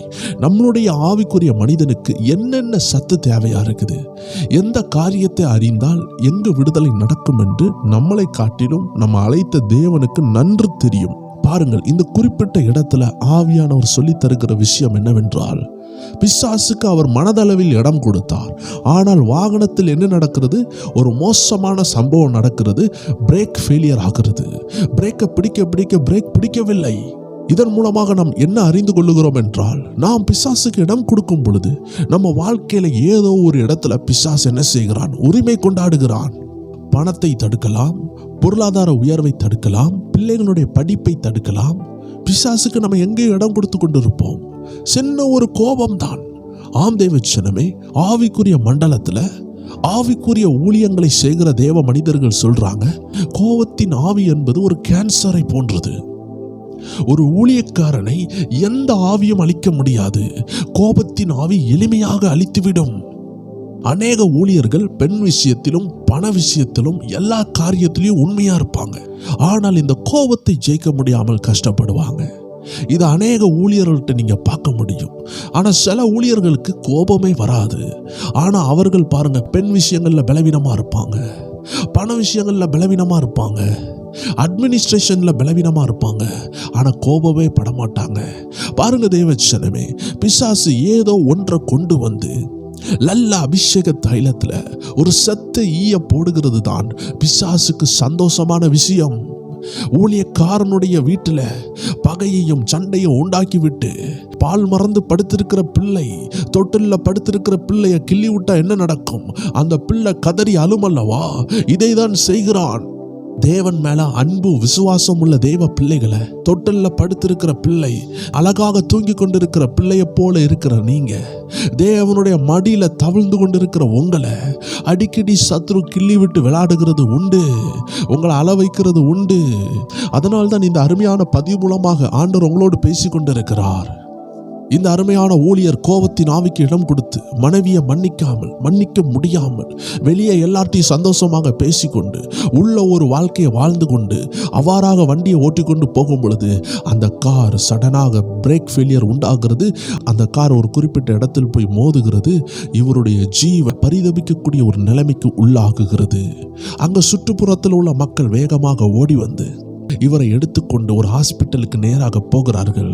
அந்த சமயத்தில் இந்த செய்தி அவருடைய மனைவிக்கு அறிவிக்கப்படுகிறது. அவர்களும் அந்த ஆக்சிடென்ட் நடந்த அந்த ஸ்பாட்டுக்கு வருகிறாங்க. கணவருக்கு கொஞ்சம் உயிர் இருக்கிறது என்று அறிந்து அங்கே உள்ள ஒரு பெரிய ஹாஸ்பிட்டல் கொண்டு போய் அங்கே அட்மிட் பண்ணுறாங்க. ஆனால் இந்த ஊழியக்காரர் அந்த ஹாஸ்பிட்டலில் என்னை கவனிக்க வேண்டாம், என்னுடைய ஃபேமிலி டாக்டர்கிட்ட கொண்டு போங்க என்று அவங்க மனைவிட்டையும் அந்த டாக்டர்கிட்டையும் அந்த படுத்த படுக்கையில் அந்த அடிப்பட்ட நிலைமையில் சொல்லுகிறார். அவருடைய நம்பிக்கை என்னுடைய ஃபேமிலி டாக்டர்கிட்ட கொண்டு போனால் என்னை எளிமையாக காப்பாற்றி விடுவார் என்று அவர் அந்த ஆக்சிடென்ட் ஆகின அந்த கன்ஃபியூஷனில், அந்த பதட்டத்தில் அவர் சொல்லி கொண்டிருக்கிறார். கொண்டு போன அந்த ஹாஸ்பிட்டலில் உள்ள டாக்டர் சொல்கிறாங்க, இங்கிருந்து நீங்கள் வெளியே கொண்டு போனீங்கன்னா அவர் மரித்து கூட போகலாம், அவருடைய மரணத்துக்கு நாங்கள் காரணமாக முடியாது, அதனால் தயவு செய்து ஒரு சிக்னேச்சரை போட்டுவிட்டு நாங்கள் எங்கள் சொந்த முயற்சியில் என் கணவரை நான் கொண்டு போகிறேன் என்று மனைவியாகிய நீங்கள் கையெழுத்து போட்டுவிட்டு இந்த நபரை நீங்கள் கொண்டு போகலாம் என்று சொல்கிறாங்க. ஏன்னா ரொம்ப கிரிட்டிக்கலான ஸ்டேஜ். ஆம் தேவச்சனமே, இதிலிருந்து ஒரு ரகசியத்தை சொல்ல விரும்புகிறேன். எந்த கிரிட்டிக்கல் ஸ்டேஜில் தேவ பிள்ளைகள் இருந்தாலும் ஆண்டவர் நம்முடைய தகப்பன். God is in control. எப்பொழுதுமே கர்த்தர் கண்ட்ரோல்ல இருக்கிறார். எப்பொழுதுமே அவர் நம்மளை பாதுகாக்கிறாரு. பாருங்க, இந்த இடத்துல கூட ஆண்டவர் ஒரு பெரிய திட்டத்தை செய்ய நினைத்திருந்தார். அதனால்தான் அந்த ஊழியக்காரனுடைய உள்ளத்துல இந்த ஹாஸ்பிட்டல்ல நம்ம கவனிக்கப்பட வேண்டாம், வேற ஆஸ்பத்திரிக்கு போவோம் என்ற ஒரு எண்ணத்தை கொடுத்தார். ஏனென்றால் பரலோகம் நரகத்தை தரிசிக்க வேண்டும் என்று கர்த்தர் ஒரு திட்டத்தை வைத்திருந்தார். கோபப்பட்டால் என்ன ஆபத்து இருக்கிறது என்று கர்த்தர் இந்த ஊழியக்காரன் மூலமாக வெளியே சொல்ல வேண்டும் என்று, தேசத்துக்கு சொல்ல வேண்டும் என்று ஒரு பெரிய திட்டம் வைத்திருந்தார். மன்னிக்காமல் மரித்து போனால் என்ன ஆபத்து இருக்கிறது என்று வெளியே கொண்டு வருகிறதற்கு ஆண்டவர் இந்த ஊழியரை அழைத்திருந்தார். இந்த டேனியல்னு சொல்லப்படுகிற ஊழியர் அந்த ஹாஸ்பிட்டல்ல இருந்து அவருடைய ஃபேமிலி ஹாஸ்பிட்டலுக்கு நேராக கொண்டு போகப்படுகிறார். இந்த மனைவி சைன்லாம் போட்டு மரித்தாலும் பிரச்சனை இல்லை, என்னுடைய கணவர் சொல்லுகிற இடத்துக்கு கொண்டு போங்க, அதுதான் அவருடைய விருப்பம் என்று கையெழுத்து போட்டு மனைவி வேகமாக என்ன செய்கிறாங்க, ஃபேமிலி டாக்டர் இருக்கிற அந்த ஹாஸ்பிட்டலுக்கு கொண்டு போகிறாங்க. அவ்வாறாக அவங்க கொண்டு போய் கொண்டு இருக்கும் பொழுது, அந்த ஆம்புலன்ஸில் இருக்கும் பொழுதே பாஸ்டருடைய உயிர் கொஞ்சம் கொஞ்சமாக பிரிய ஆரம்பிக்கிறது. பாஸ்டர் சொல்லி கொண்டிருக்கிறார், என்னுடைய பிள்ளைகளை பார்த்துக்கொள், சபையை பார்த்துக்கொள், ஊழியத்தை பார்த்துக்கொள் என்று மனைவி கூட சொல்கிறாங்க. ஏன்னா அந்த ஆம்புலன்ஸ்குள்ளே மனைவி உட்கார்ந்துருக்கிறாங்க, இவர் படுத்திருக்கிறார். அந்த ஜீவன் கொஞ்சம் கொஞ்சமாக பிரியுது, ஆனால் ஃபுல்லாக உயிர் போகவில்லை. இந்த மாதிரி நேரத்தில் அவருடைய கண்களுக்கு முன்பதாக 2 தூதர்கள் அப்பியர் ஆகிறாங்க. 2 தூதர்களை பார்க்கிறார். ஆம்புலன்ஸ் போய்கொண்டே இருக்குது, வேகமாக போய்கொண்டிருக்கிறது. இன்னொரு சிறந்த மருத்துவர்கிட்ட போகுது. அந்த மருத்துவமனை ரொம்ப அருகாமையில் தான் இருக்கிறது. சிறந்த டாக்டர்கள் இருக்கிறாங்க, டேனியலுடைய ஃபேமிலி டாக்டர் அங்கே இருக்கிறாங்க. அதை நோக்கி போய்கொண்டிருக்கும் பொழுது இங்கே 2 தூதர்கள் வந்து தானியலை கைகளை பிடித்து தூக்குறாங்க. டேனியலுடைய உயிர் பிரிகிறது. டேனியல் அவ்வாறாக பரலோகத்துக்கு எடுத்து செல்லப்படுகிறார். அங்கே மகிமையான காட்சிகளை பார்க்க ஆரம்பிக்கிறார். டேனியல் அவர்களை கொண்டு வந்த அந்த தூதர் சொல்லுகிறாரு, இந்த நோட்டில் நீ பார்க்குற எல்லாவற்றையும் எழுது என்று சொல்லுகிறார். அவர் அங்கே அப்படி பார்த்து கொண்டு இருக்கும் பொழுது ஏராளமான ஜனங்கள் இருக்கிறாங்க, ஏராளமான தூதர்கள் இருக்கிறாங்க. தூதர்களுக்கும் ஜனங்களுக்கும் உள்ள வித்தியாசம், தூதர்களுக்கு ரெக்கைகள் இருக்கிறது, ஜனங்கள் வெண்வஸ்திரம் தரித்திருக்கிறாங்க. அவர்களை எல்லாம் சேன்ஸ்ன்னு சொல்லுகிறார், பரிசுத்தவான்கள். பழைய ஏற்பாட்டிலையும் புதிய ஏற்பாட்டிலையும் வாழ்ந்த பரிசுத்தவான்களாக கூட இருக்கலாம். ஸோ அங்கே ஒரு கூட்ட மக்கள் என்ன செய்கிறாங்க, ஒரு வெளிச்சத்தை நோக்கி ஆராதித்து கொண்டிருக்கிறாங்க. அந்த வெளிச்சம் வேற யாருமே இல்லை, நம்ம தேவனாகிய கர்த்தர். ஆனால் இந்த டேனியல் பாஸ்டரால் அவர் ஆவிக்குரிய சரீரத்தில் இருந்தாலும் கூட அந்த வெளிச்சத்தை நேருக்கு நேர் பார்க்க முடியவில்லை. ஆனால் அங்கே உள்ள மக்கள் எல்லாரும் ஆண்டவரை ஆராதித்து கொண்டிருக்கிறாங்க. தூதர்கள் இருக்கிறாங்க. இவரை கூட ஒரு தூதர் தான் கைடு பண்ணி கொண்டு போய் கொண்டிருக்கிறார். இது எல்லாம் இவருடைய ஆவிக்குரிய சரீரத்தில் பரலோகத்தில் இது நடந்து கொண்டு இருக்கும் பொழுது பூமியில் பார்த்தீங்கன்னா இவரை கொண்டு போய் ஒரு ஹாஸ்பிட்டலில் சேர்க்குறாங்க. போய் அந்த டாக்டர் செக் பண்ணுறாங்க. அந்த டாக்டர் செக் பண்ணும் பொழுதே சொல்கிறாங்க, இந்த பாஸ்டருடைய உயிர் பிரிந்து விட்டது, நன்றாக அடிபட்டு இருக்கிறது, அதனால் இவரை கொண்டு போய் மார்ச்சரியில் கொடுங்கன்னு சொல்லியாச்சு. அந்த நாட்டு கலாச்சாரத்தின்படி ஒருத்தங்க மரித்துட்டாங்கன்னா அவங்கள எம்பாமிங் சொல்கிற ஒரு முறையின்படி அவளுடைய சரீரத்தை கெட்டு போகாமல் அதை அப்படியே கல்லறைக்குள்ளே வைக்கிறதுக்கு அவங்க முயற்சி பண்ணுவாங்க. ஏனென்றால் பல ஆண்டுகள் ஆனாலும் அந்த சரீரத்தை அவர்களால் பார்க்க முடியும். ஸோ அதுக்குள்ள காரியங்களை செய்ய இந்த பாஸ்டர் அங்கே மரித்த பிறகு கொண்டு போய் விடுறாங்க. ஸோ அந்த மரித்த டெட் பாடியை டாக்டர் சர்டிஃபிகேட்டோடு, டெத் சர்டிஃபிகேட்டோடு அந்த ஹாஸ்பிட்டல்லேருந்து அவங்க வெளியே கொண்டு போய் மார்ச்சரியில் கொடுக்கும் பொழுது அந்த மார்ச்சரியில் உள்ள மனுஷன் என்ன செய்கிறாரு, இந்த சரீரத்தை எம்ப்ளாமிங் சொல்லக்கூடிய அந்த ப்ராசஸுக்கு கொண்டு போகிறாங்க. அந்த சரீரத்தில் ஒவ்வொரு விரலில், கைகளில் உள்ள 10 விரல்லையும் கால்களில் உள்ள 10 விரல்லையும் அந்த மருந்துகளை கொடுக்குறாங்க. அந்த சரீரம் கெட்டு போகாமல் இருக்கிற எம்பாமிங் சொல்லக்கூடிய அந்த மெடிசனுடைய அந்த ஊசியை போடுகிறார்கள். இவ்வாறாக அவருடைய உடல்ல அந்த கெமிக்கல் ஊசி போடப்பட்டு விட்டது. சரீரம் பூமியில் இருக்கிறது, மார்ச்சரிக்குள்ள வைக்கப்படுகிறது. இந்த காரியங்களை செய்கிறதுக்கு 2 நாள் தேவைப்படுகிறது. ஆனால் இதன் மத்தியில் ஆண்டவர் இந்த மனிதனை பரலோகத்தில் கொண்டு சென்று பரலோக காரியங்களை காட்டி கொண்டிருக்கிறார். இன்னொரு பக்கத்தில் மனைவி வேதனையோடு அழுது கொண்டிருக்கிறாங்க. சபையார் அழுது கொண்டிருக்கிறாங்க. அவர்களால் தாங்க முடியவில்லை. உங்களுக்கும் எனக்கும் மட்டும்தான் தெரியும். அவர் மன்னிக்காம பரலோகத்துக்கு போயிருக்கிறார். ஆண்டவர் எடுத்து காட்டி கொண்டிருக்கிறார். ஆண்டவருக்கும் நன்கு தெரியும் இவன் மனைவியை மன்னிக்காமல் கோவத்தோடு ஆக்சிடென்ட் ஆகி மரித்து இவன் இங்கே வந்திருக்கிறான், இவனை கொண்டு ஒரு திட்டம் இருக்குது என்று சொல்லி அந்த தேவ ஊழியருக்கு ஆண்டவர் பரலோகத்தை காட்டி கொண்டிருக்கிறார். அன்று 2002 நடந்த சம்பவத்தை இன்றும் இந்த காலத்திலும் நீங்க கேட்டுக்கொண்டிருக்கிறீங்கன்னா இது கர்த்தருடைய செயல். கர்த்தர் அந்த மனிதன் மூலமாக தேசத்துக்கு ஒரு செய்தியை சொல்லுகிறார். இந்த அருமையான பாஸ்டர் டேனியலுக்கு ஆண்டவர் அந்த பரலோகத்தை காட்டி கொண்டிருக்கும் பொழுது பரலோகத்தில் ஆண்டவருடைய பிள்ளைகளுக்கு ஆண்டவர் கைவேலையினால் செய்யப்படாத, இந்த உலக பொருட்களினால் கட்டப்படாத, தேவனாலே கட்டப்பட்ட, தேவனுடைய பிள்ளைகளுக்காக ஆயத்தப்படுத்தப்பட்ட அருமையான அநேக வீடுகளை பார்க்கிறார். அநேக கோபுரங்கள், வீடுகள் அருமையாக கட்டப்பட்டிருக்கிறது. அருமை, நான் அவ்வளோ அருமை, தங்கமயமான காட்சிகளை எல்லாம் ஆண்டவர் அவருக்கு காட்டி கொடுக்கிறார். நான் உங்களுக்கு ஒரு வாசஸ்தலத்தை ஆயத்த பண்ண போகிறேன் சொன்ன ஆண்டவர் அநேக காரியங்களை கட்டி முடித்திருக்கிறார். அங்கே உள்ள அந்த தூதன் சொல்லுகிறார், இவைகளை எல்லாம் நீங்கள் பார்க்குறீங்கல்ல, இவைகளை எல்லாம் தேவ பிள்ளைகளுக்காக ஆண்டவர் கட்டி முடித்திருக்கிறார். ஆனால் தேவ பிள்ளைகளோ இன்னும் ஆயத்தமாகாமல், வருகைக்கு ஆயத்தப்படாமல் இருந்து கொண்டு இருக்கிறாங்க. எல்லா காரியங்களையும் ஆண்டவர் முடித்திருக்கிறார். அதனால எப்பொழுதுனாலும் ஆண்டவராக இயேசு கிறிஸ்து வரலாம். இந்த பார்க்கிற எல்லா விஷயங்களையும் பரிசுத்தவான்களுக்காக ஆண்டவர் ரெடி பண்ணி விட்டார். ஆனால் பரிசுத்த பிள்ளைகள் பாதி பேர் ரெடியா இருக்கிறாங்க, பாதி பேர் ரெடி இல்லாம இருக்கிறாங்க. ஆண்டவர் எப்பொழுதுனாலும் வரலாம் என்று அழகாக அந்த தூதன் அந்த தேவ ஊழியரோடு பேசி கொண்டிருக்கிறார். இதே நேரத்தில் மனைவி பூமியில் என்ன செய்யறாங்க, மார்ச்சரியில் பாடியை கொடுத்துட்டு 2 நாள் அந்த சரீரத்தை என்ன செய்வாங்க, எம்பாமிங் சொல்லக்கூடிய அந்த ப்ராசஸ் நடக்கிறதுனால இவங்க வீட்டில் இருந்து என் கணவர் மரித்து விட்டாரு, இனி இந்த ஊழியத்தை நான் எப்படி செய்வேன் என்று பாரத்தோடு, வேதனையோடு, கவலையோடு, கஷ்டத்தோடு இருக்கும் பொழுது அவர்கள் இரவு நேரத்தில் ஒரு வசனத்தை வாசித்து ஜெபித்து கொண்டிருந்தார்கள். அந்த வசனம் அவர்களுக்கு விசுவாசத்தை அதிகரிக்க செய்தது. அந்த வசனம் இவ்வாறாக சொல்லுகிறது, ஸ்திரீகள் சாக கொடுத்த தங்களுடையவர்களை உயிரோடு எழுந்திருக்க பெற்றார்கள். வேறு சிலர் மேன்மையான உயிர்த்தெழுதலை அடையும்படிக்கு விடுதலை பெற சம்மதியாமல் வாதிக்கப்பட்டார்கள். ஸ்திரீகள் சாக கொடுத்தவர்களை உயிரோடு எழுந்திருக்க பெற்றார்கள் என்ற வசனத்தை வைத்து அவர்கள் மெடிடேட் பண்ணி தியானித்து ஜெபித்து கொண்டே இருக்கிறாங்க. இன்னொரு பக்கத்தில் அந்த மார்ச்சரி இருந்த இடத்துல அந்த பாடியை வச்சிருந்தாங்க. அதனுடைய கைகளையும் கால்களையும் ஊசிலாம் போட்டாச்சு. இனி அது கெட்டு போகாத லெவலில் அதை பதப்படுத்தி வைப்பாங்க. இந்த மாதிரி நேரத்தில், அந்த சடங்குகள் நடந்து கொண்டு இருக்கிற அந்த நேரத்தில், இரவு நேரத்தில் அந்த மார்ச்சரியை காத்து கொண்டிருந்த மனிதன் தூங்கி கொண்டிருக்கிறார். அவருக்கு ஒரு பரலோக இசை கேட்கிறது. ஏன்னா இவருடைய ஆத்மாவும் ஆவியும் பரலோகத்தில் தேவனை தரிசித்து கொண்டு, தேவன் கட்டின அந்த அருமையான வாசஸ்தலங்களை தரிசித்து கொண்டு இருக்கும் பொழுது அங்கு உள்ள பாடலின் சத்தம் இந்த பூமியில் கேட்டுக்கொண்டிருக்கிறது. ஸோ அந்த பாடலின் சத்தம் எப்படி வருகிறது என்று அந்த தூதன் அந்த ஊழியரை பார்த்து கேட்கும் பொழுது அந்த ஊழியர் அரண்டு போய் விட்டார். ஏனென்றால் அந்த இடத்துல எந்த நபர்களோ எந்த தூதர்களோ ஆண்டவரை துதிக்கவே இல்லை. ஆனால் ஆச்சரியமான சந்தோஷமான துதியின் சத்தம் அந்த இடத்துல எப்படி வருகிறது என்று உற்று நோக்கும் பொழுது அங்கு உள்ள எல்லா செடிகளும் அங்கு உள்ள எல்லா பூக்களும் அழகாக அசைந்து அசைந்து ஆண்டவரை உயர்த்தி கொண்டிருக்கிறது. தேவ தூதன் சொல்லுகிறார், இந்த பூக்கள் இந்த செடிகள் எல்லாவற்றுக்கும் உயிர் இருக்கிறது, அவைகள் எல்லாரும் சேர்ந்து ஆண்டவரை உயர்த்தி கொண்டிருக்கிறாங்க. வரப்போகிற எல்லா தேவ பிள்ளைகளுக்காக இவங்க காத்து கொண்டிருக்கிறாங்க. ஆண்டவருடைய வருகையில் யாரெல்லாம் இங்கே வருவாங்களோ அவங்களுக்காக இவங்க எதிர்கொண்டு இருக்கிறாங்க, ஆயத்தமாக இருக்கிறாங்க, பாட்டு பாடி கொண்டு இருக்கிறாங்கன்னு சொல்லும் பொழுது ரொம்ப ஆச்சரியப்பட்டு பரலோகத்தில் உள்ள விஷயங்களை உற்று சந்தோஷத்தோடு பார்த்து கொண்டு இருக்கும் பொழுது பூமியில் அந்த பாடலின் சத்தம் தொனிக்கிறது. இவருடைய டெட் பாடி வைத்திருந்த அந்த பெட்டியில் இருந்து சில சடங்குகளுக்காக வைத்திருந்த அந்த டப்பால இருந்து அந்த சவுண்ட் புறப்பட்டு வருகிறது.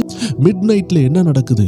இந்த மார்ச்சரியை காத்து கொண்டிருந்த அந்த நபர் மெதுவாக இறங்கி சென்று எங்கிருந்துப்பா இந்த சத்தம் வருகிறது, எங்கேயாவது கன்வென்ஷன் நடக்கிறதா, இல்லை ஏதாவது மிட் நைட் ப்ரேயர் நடக்குதோ என்று மெதுவாக அவர் பார்த்து கொண்டிருந்தார். ஒரு டார்ச்சை எடுத்து அந்த பிண அறைக்குள்ள வருகிறார். அந்த இடத்துல அநேக பெட்டிகள் வைத்திருக்கப்பட்டிருக்கிறது. இவருடைய பிரேதத்தை மட்டும் அந்த சடங்குக்காக வைத்திருக்கிறாங்க. அது வேற ஒரு சடங்கும் கிடையாது, அது விக்கிரக சடங்கும் கிடையாது. அது எம்பால்மிங் சொல்லக்கூடிய அந்த சரீரம் கெட்டுப்போகாதபடிக்கு பதப்படுத்தி வைக்கக்கூடிய அந்த இன்ஜெக்ஷனை போட்டு அதை 2 நாள் கழித்து தான் அதை புதைப்பாங்க. அந்த காரியத்திற்காக இந்த சரீரம் வெளியே வைக்கப்பட்டிருந்த அந்த இடத்துல அந்த பெட்டிக்குள் இருந்து ஒரு பரலோக இசை வருகிறதை இந்த மனிதன் நோட் பண்ணி கிட்ட கேட்கிறாரு. அந்த பெட்டிக்குள்ள ஏதோ ஸ்பீக்கர்ல இருந்து சவுண்டு வர்றது போல பரலோக இசை வருகிறது. இதை அறிந்து கொண்ட அந்த மனிதன் அடுத்த நாள் காலையில இந்த அருமையான பாஸ்டர் அம்மாவுடைய தகப்பன்ட்ட சொல்லுகிறாங்க. சொன்ன உடனே அங்க ஒரு புரட்சி உண்டாகுது. ஒருவேளை அந்த சரீரத்தில் ஏதோ நடக்குதோ, அதை புதைக்க விடாதபடி தேவன் ஏதாவது சொல்லுகிறாரோ என்றெல்லாம் யோசிக்க ஆரம்பிக்கிறார்கள். பூமியில இவ்வாறாக காரியங்கள் நடந்து கொண்டிருக்கும் பொழுது பரலோகத்துல ஆண்டவர் என்ன செய்கிறார் என்றால் தூதனை அனுப்பி இந்த ஊழியரை நரகத்துக்கு நேராக கொண்டு போகிறார். நரகத்துக்கு கொண்டு போகும் பொழுது அந்த நரகத்துல ஒரு பெரிய வாசல் இருக்குது. அதனால்தான் வேதத்துல கூட போட்டிருக்கிறது, பாதாளத்தின் வாசல்கள் சபையை மேற்கொள்வதில்லை என்று வசனம் கூட இருக்கிறது. அப்படி என்றால் பாதாளத்துக்கு வாசல் இருக்குது. ஸோ அந்த இடத்துல இருந்த வாசலை பார்த்து அந்த தூதன் என்ன செய்கிறார் என்றால் கைகளை உயர்த்தி திறக்கப்படட்டும் என்று சொல்லும் பொழுது அது திறக்கப்படுகிறது. திறக்கப்பட்டால் உள்ள ஃபுல்லா அக்னியும் கந்தகமா இருக்குது, ஃபுல்லா அக்னியா இருக்குது. அதன் மத்தியில அநேக மனிதர்கள் வேதனையோடு துடித்து கொண்டிருக்கிறதை இவரால் பார்க்க முடிகிறது. அநேகர் கத்தி கொண்டு இருக்கிறாங்க, வேதனையில அலக்களிக்கிறாங்க. அந்த நரக சத்தம், அந்த பாதாள சத்தம் இவர் காதுகளை கிழிக்கிறது, உள்ளம் உடைகிறது. அதை பார்த்து நொந்து போகிறார். இந்த இடத்துல குடியிருக்கவே முடியாதே. அங்க பார்க்கும் பொழுது இன்னும் அருகாமையில சென்று பார்க்கிறதுக்கு அந்த தூதன் மூலமாக இவருக்கு ஒரு வாய்ப்பு கிடைக்கிறது. ஆனால் அங்க இருந்த மனிதர்களுக்கோ, நரகத்தில் எரிந்து கொண்டிருந்த ஆத்மாக்களுக்கு அந்த தூதனை பார்க்க முடியாது, இந்த ஊழியரை மட்டும்தான் பார்க்க முடிந்தது. அவர்கள் எல்லாரும் கத்துகிறார்கள், எப்படியாவது எங்களை வெளியே கொண்டு வந்து விடுங்க, நாங்கள் மனம் திரும்பி நல்ல வாழ்க்கையை வாழ ஆயத்தமாக இருக்கிறோம், எங்களுக்கு உதவி செய்யுங்க என்று அந்த பாஸ்டர் டேனியலை பார்த்து கதறுகிறாங்க. என்னதான் கதறினாலும் டேனியலால ஒண்ணுமே செய்ய முடியாது. ஏனென்றால் அவர்கள் காலம் முடிந்து விட்டது. அவர்கள் செய்ததனுடைய கூலியை இப்பொழுது பெற்றுக்கொண்டிருக்கிறாங்க. இவ்வாறாக அவர் பார்த்து கொண்டிருக்கும் பொழுது அங்க அநேக ஆண்கள் பெண்கள் எல்லாரும் வேதனையின் உச்சத்தில் இருக்கும் பொழுது அதுல ஒரு சகோதரர் கத்தி கூப்பிடுகிறார். அவர் ஒரு 50-60 வயது மதிக்கத்தக்கதான ஒரு ஆண். அவர் ஒரு ஊழியத்தை செய்த ஊழியர். அந்த இடத்தில் கடந்து எரிந்து கொண்டிருக்கிறார், வேதனைப்பட்டு கொண்டிருக்கிறார். அக்கினி அவரை பச்சித்து கொண்டிருக்கிறது. அவர் கத்தி சொல்லுகிறார், நான் சபைக்கு உள்ள பணத்தை திருடினேன், திருடிவிட்டு பொய் சொன்னேன், நான் மரித்த பிறகு இந்த இடத்துல சேர்ந்து விட்டேன், என்னை எப்படியாவது பரலோகத்துக்கு கொண்டு போங்க, எப்படியாவது என்னை பூமியிலேயாவது கொண்டு போங்க, ஏதாவது ஒன்று செய்யுங்க, நான் மனம் திரும்ப ஆயத்தமா இருக்கிறேன், எனக்கு ஒரு வாய்ப்பு தாங்கன்னு கெஞ்சி கெஞ்சி கதறுகிறார். இதை பார்க்கும் பொழுது இவருக்கு படபடக்கிறது. ஏன்னா இவரும் மன்னிக்காம தான் இங்க வந்திருக்கிறாரு. இதை பார்த்து கொண்டிருந்த டேனியல் பாஸ்டருக்கு பயங்கர பயம்தான்.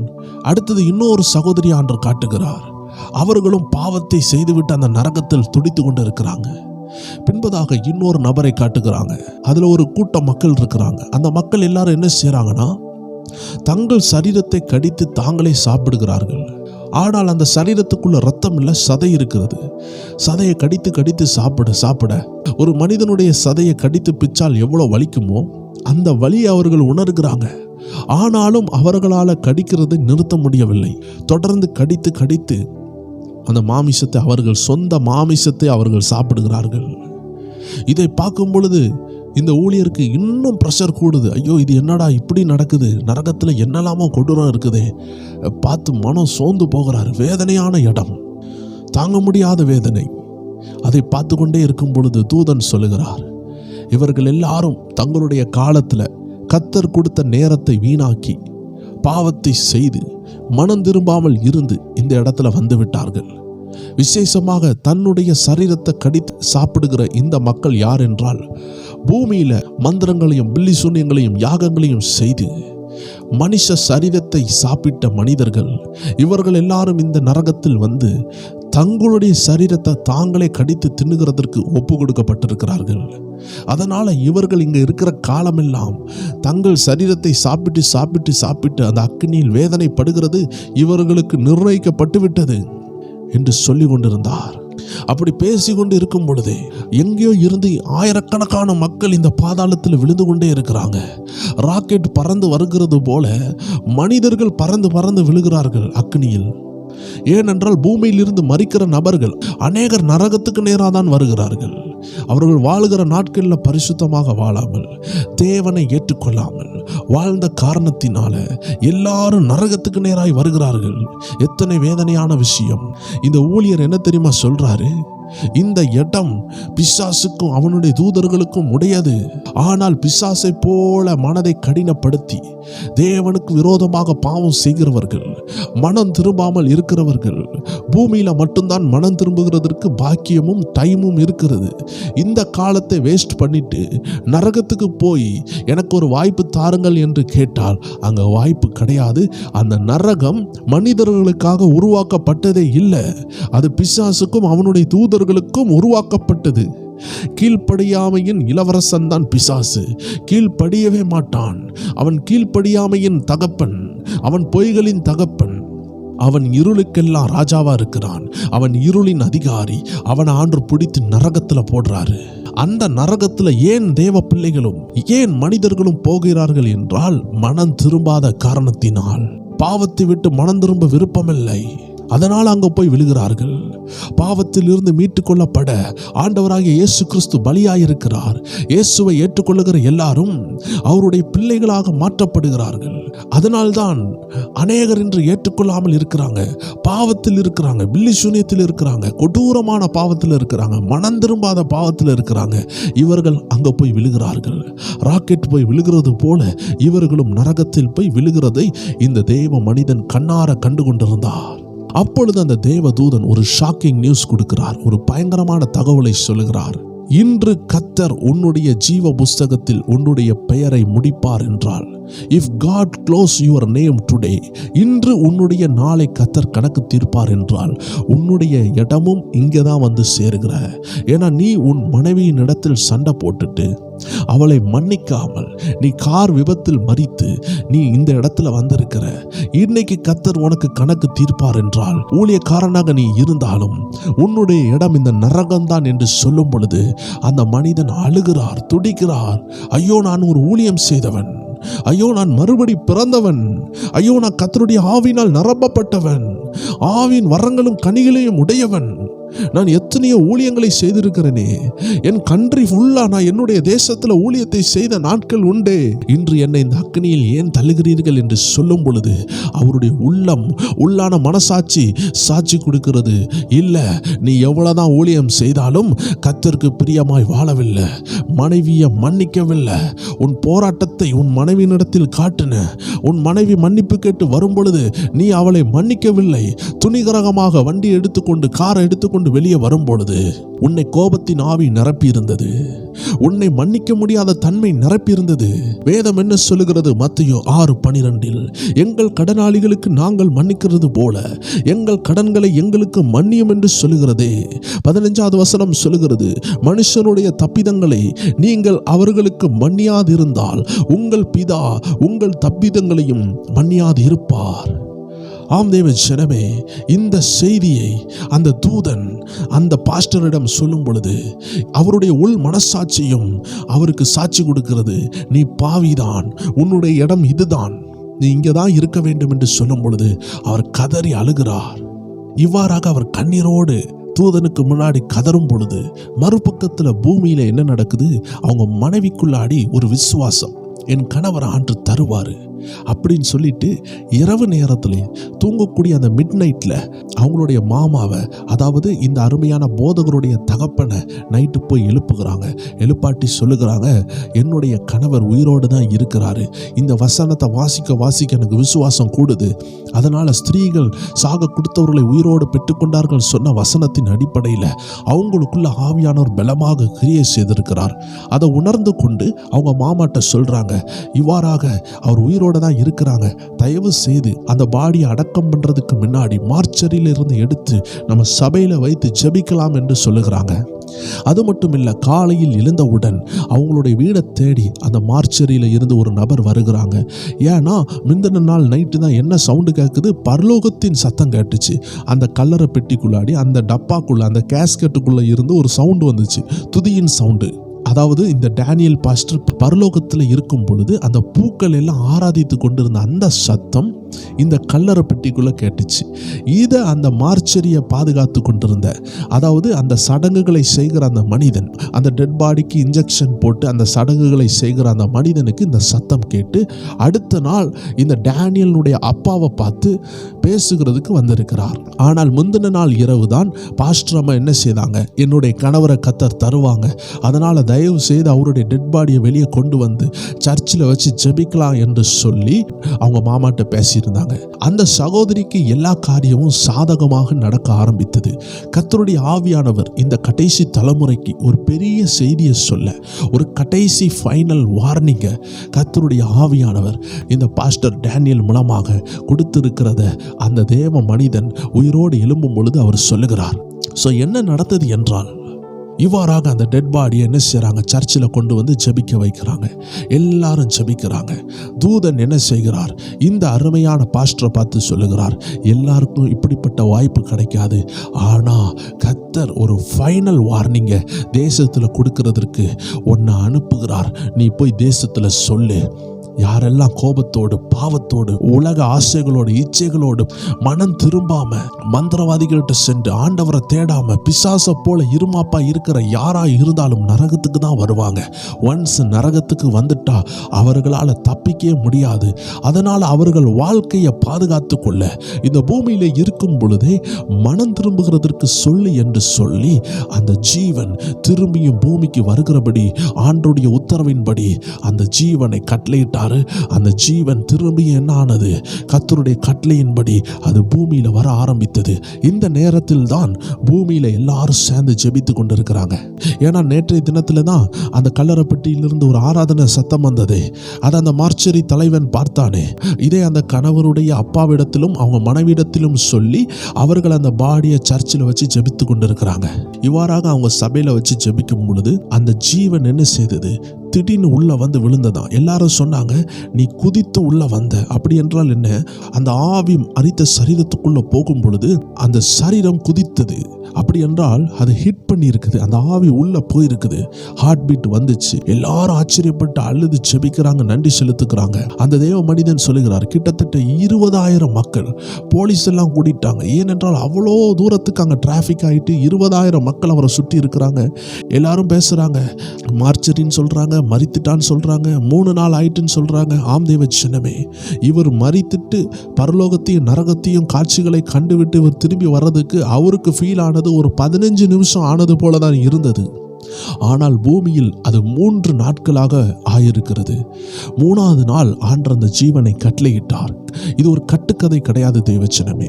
மெடிக்கல் ப்ரூஃபோடு அந்த டெத் சர்டிபிகேட்டோடு அந்த டெத் சர்டிபிகேட்ல எழுதி விட்டாச்சு எந்த நேரம் இவர் உயிர் போயிட்டு எல்லாமே எழுதி கரெக்டாக அந்த டெத் சர்டிபிகேட் கூட கொடுத்துருக்கிறாங்க. டிமிஸ் remove for mortuary, for removal to மார்ச்சரின்னு சொல்லி அவர்கள் அந்த சர்டிபிகேட்ல எழுதி அவரை மார்ச்சரிக்கு கொண்டு போகலான்னு சொல்லி டாக்டர் சர்டிபிகேட்டோடு, மருத்துவ மெடிக்கல் சர்டிபிகேட்டோடு, மரித்து விட்டார், இவரை இனி மார்ச்சரி கொண்டு போங்க என்று பெர்மிஷனோடு கொண்டு போகப்பட்ட அந்த சரீரம், கைகளில் கெமிக்கல் இன்ஜெக்ஷன் போடப்பட்ட அந்த சரீரத்துக்குள்ளாடி கர்த்தர் உயிரை கட்டளையிட்டார்.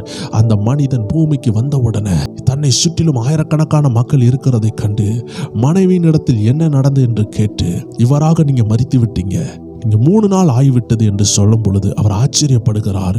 ஏனென்றால் பரலோகத்தில் சென்று சில நிமிடங்கள் ஆனது போலதான் இருந்தது. ஆனால் பூமிக்கு வந்த பொழுதுதான் தெரிந்தது அவர் மரித்து 3 நாள் ஆகிவிட்டது.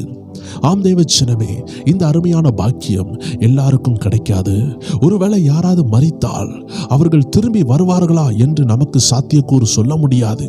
ஆனால் மரித்துட்டு உயிரோடு வந்த சிலரை எனக்கு தெரியும். என்னோடு வேதாகம கல்லூரியில் படித்த ஒரு அருமையான சகோதரன், பயங்கரமான கராத்தே வீரன். அந்த சகோதரன் மரித்துட்டு உயிரோடு வந்த சர்டிபிகேட்டும், என்னோடு அவர் பழகும் பொழுது அவருக்கு நடந்த சாட்சியம் சொன்ன அனுபவம் உண்டு. அவர் ரொம்ப கொடூரமான மனிதனாக வாழ்ந்தார்.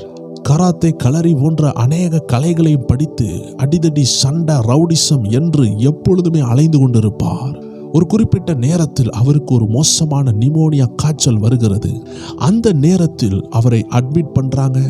அட்மிட் பண்ணும் பொழுது அவங்க தாய் தகப்பன் எல்லாரும் ஜெபிக்கிற குடும்பம், சபையே அவருக்காக ஜெபித்து கொண்டிருக்கிறது. இவருடைய உயிர் ஊசலாடி கொண்டிருக்கிறது. உயிர் போகிற நிலைமை, குறிப்பிட்ட நேரத்தில் உயிர் போய் விடுகிறது. இவருடைய சரீரத்தை எடுத்து கொண்டு போகுமாறும் மரித்து விட்டார் என்றும் டாக்டர் எழுதி அனுப்புகிறதற்கு ஆயத்தமாகி விட்டாங்க. மரித்து 4 மணிக்கூறும் ஆகிவிட்டது. இவர் மரித்த பிறகு இவருடைய ஆவி வெளியே வருகிறது. வெளியே வந்து பார்த்தால் இவருடைய தாயார் அந்த மரண சரீரத்துக்கு கிட்ட இருந்து அழுகிறாங்க. ஆம் தேவச்சனமே, இது 2வது சாட்சி. முதல் சாட்சி அந்த பாஸ்டர் டேனியலுடைய சாட்சி.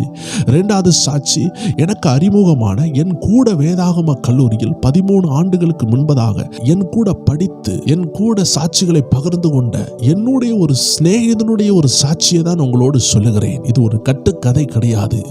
டாக்டர்னுடைய எழுத்தோடு மரித்து விட்டார் என்று சொல்லி 4 மணிக்கூர் ஜீவன் இல்லாமல், சுவாசம் இல்லாமல், இருதய துடிப்பு இல்லாமல், உடம்பெல்லாம் செயலளந்து இருக்கும் பொழுது இந்த என்னுடைய நண்பருடைய ஜீவனை கர்த்தர் வெளியே கொண்டு வந்தார். வெளியே கொண்டு வந்து அவர் பார்க்கிறார், தன்னுடைய தாய் அழுது கொண்டிருக்கிறாங்க. மகனே போய்விட்டாயே என்று அழுகிறாங்க. இவர் என்ன செய்கிறார், எங்க போக வேண்டும் என்று தெரியாமல் இவருடைய ஜீவன் அப்படியே போய் கொண்டிருக்கிறது. போகும் பொழுது அவருக்கு சில சத்தம் கேட்கிறது. இவருடைய சபையார் ஜெபிக்கிற சில சத்தம் கேட்கிறது. ஆம் தேவச்சனமே, நம்முடைய ஜெபத்தின் வல்லமை நமக்கு தெரியாது. ஆனா அந்த ஆவிக்குரிய உலகத்துல நம்ம ஜெபத்தின் சத்தம் துணிக்கிறது. அவர்கள் எல்லாரும் ஜெபிக்கிறாங்க. இந்த ஊழியருடைய பெயரை சொல்லி ஜெபிக்கிறாங்க. ஆண்டவரே, மகனை கொண்டு வரணுமே, மகனை தாங்கப்பா என்று கண்ணீரோடு ஜெபிக்கிற சத்தத்தை அவர் கேட்கிறார். அப்பொழுதுதான் அவர் உணர்ந்தார், நாம் எவ்வளவு மோசமாக வாழ்ந்து விட்டோம், ஆண்டவரை மறுதலித்து விட்டோமே, ஆண்டவருக்கு பிரியமில்லாமல் வாழ்ந்து விட்டோமே என்று கதறி அழுகிறார். ஆனால் எங்க போக வேண்டும் தெரியாமல் நரகத்தை நோக்கி போய் கொண்டிருக்கும் பொழுது ஜனத்தினுடைய ஜெபத்தின் சத்தத்தினால் 2 தூதர்கள் வாராங்க. இவர் இருக்கிறது ஆவிக்குரிய மண்டலம், ஜனங்கள் ஜெபிக்கிறது சபையிலிருந்து ஜெபிக்கிறார்கள். ஆனால் இவருடைய சரீரம் ஆஸ்பத்திரிக்குள்ள இருக்கிறது.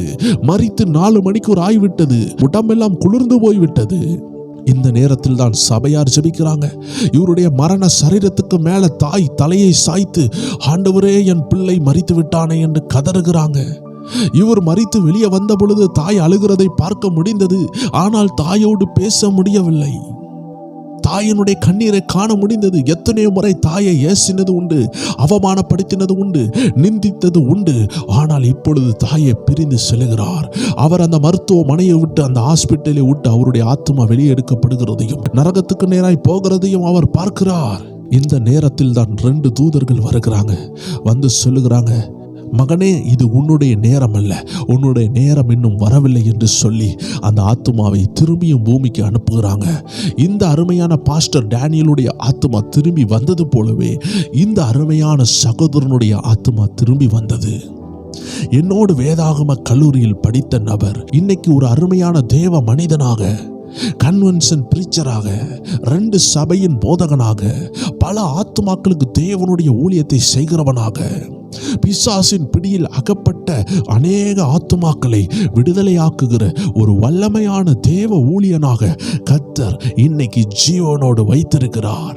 நான் ஆரம்பத்தில் சொன்னது போல யாரும் நம்ப மாட்டார்கள். மரித்ததில் இருந்து உயிரோடு வந்தார்கள் என்றால் நம்ப மாட்டார்கள், விசுவாசிக்க மாட்டார்கள், அவர்களால் புரிந்து கொள்ள முடியாது. நான் ஆரம்பத்தில் சொன்னது போலவே விசுவாசம் உடையவர்களால் மட்டும்தான் இதை நம்ப முடியும். தெய்வச்சனமே, இன்னும் எனக்கு அறிமுகமான ஒரு குறிப்பிட்ட நபர் இருக்கிறாங்க. அவர்களுக்கும் கர்த்தர் இந்த அற்புதமான செய்கையை செய்தாரு. இன்னைக்கு அந்த தேவ மனிதனும் ஆண்டவருக்காக பிரகாசித்து கொண்டிருக்கிறாரு. ஆண்டவருடைய சித்தமானால் வருகிற நாட்கள்ல இப்படிப்பட்ட ஆவிக்குரிய சாட்சிகளை பகிர்ந்து கொள்ளும் பொழுது அந்த சாட்சியும் நான் உங்களோடு பகிர்ந்து கொள்ள, கர்த்தருடைய சித்தமானால் பகிர்ந்து கொள்ள கர்த்தர் உதவி செய்வாராக. இந்த அருமையான சாட்சியின் மூலமாக நாம் அறிந்து கொள்ளப்படுகிறது, பாவத்தோடு மரிக்கக்கூடாது. தெய்வச்சனமே, ஒரு வியாதியோடு மரித்தால் கூட நம்ம பரலோகத்துக்கு போய்விடலாம். ஆனால் பாவத்தோடு மரித்து விட்டோம் என்றால் நாம் நரகத்துக்கு போகிறதற்கு வாய்ப்பு நிறைய இருக்கிறது. ஆம் தெய்வச்சனமே, இன்னைக்கு அநேகர் சொல்லுவாங்க நரகம் பிசாசனுடையதுன்னு. ஆனா வேதம் தெள்ள தெளிவாக சொல்லுகிறது, நாம் பாவத்தோடு மரித்தால் நாம் நரகத்துக்கு செல்ல வாய்ப்பு இருக்கிறது, தவிர்க்கவே முடியாது. தேவ ஜனங்களே, இதுவே நம்முடைய இரட்சணிய நாள், இதுவே நம்முடைய விடுதலையின் நாள். ஒருவேளை இந்த சாட்சியை கேட்டுக்கொண்டு ஆண்டவரே நான் என்ன செய்ய, நான் பாவத்திலிருந்து விடுதலை பெறணும் என்று நீங்கள் நினைக்கிறீர்கள் என்றால் கண்களை மூடி ஜெபியுங்கள். ஆண்டவரே என் பாவத்தை மன்னியுங்கள் என்று கேளுங்கள். ஆண்டவரை பார்த்து ஜெபியுங்கள். அன்பான ஆண்டவரே என்று ஜெபித்து பாருங்கள். என்னோடு சேர்ந்து ஜெபியுங்கள். கண்களை மூடலாம், ஜெபிக்கலாம். அன்பான ஆண்டவரே, என் பாவங்களை எல்லாம் மன்னிங்க. அன்பான இயேசப்பா, என் பாவத்தை மன்னித்து என் இருதயத்துக்குள் வாருங்க. எனக்காக நீங்க மரித்தீங்க, இன்னைக்கு என் பாவத்தையும் கழுவுங்கப்பா. என் பாவத்திற்காக நீங்க மரித்தீங்கன்னு நான் அறிந்திருக்கிறேன். இன்னைக்கு என் பாவத்தை கழுவி என் இருதயத்துக்குள் வாரும். நீர் எனக்காக மரித்தீர், எனக்காக உயிர்த்தீர் என்பதை நான் விசுவாசிக்கிறேன். நீர் என் பாவத்தை கழுவ வல்லமை உள்ளவர் என்று விசுவாசிக்கிறேன். என் இருதயத்தில் வாரும், என்னை வழி நடத்தும். இயேசுவின் நாமத்தில் ஜெபிக்கிறேன், ஆமேன். ஆம் தெய்வ ஜனமே, ஜெபித்த ஒவ்வொரு பேரும் பாக்கியவான்கள். புதிதாக இதை கேட்டு ஜெபித்து இருக்கிறீங்கன்னா உங்க இருதயத்துக்குள்ள இயேசு வந்திருக்கிறார். அந்த இயேசு உங்களுக்குள்ள இருந்து உங்களை வழி நடத்துவார். உங்க வாழ்க்கை சந்தோஷமா இருக்கும். இயேசு சொல்லுகிறபடி உங்க வாழ்க்கையை அமைத்துக் கொள்ளுங்கள். வசனத்தின்படி உங்களை பரிசுத்தமாக காத்துக்கொள்ளுங்கள். ஆண்டவர் உங்களுக்கு ஏவுதல் கொடுக்கிற நபருக்கு இந்த வீடியோவை ஷேர் பண்ணுங்கள். இந்த பாதாளத்தில் இருந்து, இந்த நரகத்தில் இருந்து, மோசமான அக்கினியில் இருந்து அவர்கள் பாதுகாக்கப்படுவார்களாக. இப்படிப்பட்ட ஆவிக்குரிய சாட்சிகளை, இப்படிப்பட்ட ஆவிக்குரிய ரகசியங்களை தெரிந்து கொள்ள நம்ம சேனலை தொடர்ந்து ஃபாலோ பண்ணுங்க. கர்த்தருடைய ஆவியானவர் நடத்துகிற பிரகாரமாக அருமையான சாட்சிகளும் ரகசியங்களையும் நம்ம ஸ்பிரிச்சுவல் WF என்ற சேனல்ல நம்ம வருகிற நாட்களில் வெளியிடுவோம். தொடர்ந்து காத்திருங்க தேவச்சனமே. இன்னும் புதிய ரகசியங்களோடு, புதிய பதிவுகளோடு உங்கள் மத்தியில் கர்த்தர் கொண்டு வருவார் என்று விசுவாசிக்கிறேன். மீண்டும் வேற நிகழ்ச்சியில் சந்திக்கலாம். God bless you. Amen.